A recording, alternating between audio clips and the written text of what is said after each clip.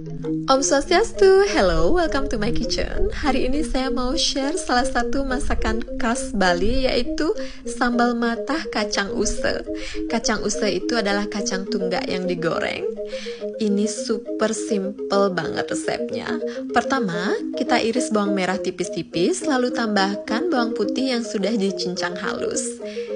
Tambahkan cabai yang sudah diiris tipis-tipis. Di sini saya pakai cabai Bali dan cabai hijau kecil.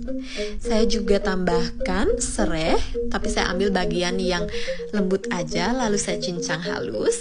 Dan tambahkan juga bunga kecombrang dan daun jeruk yang diiris tipis. Dan tambahkan garam dan juga penyedap.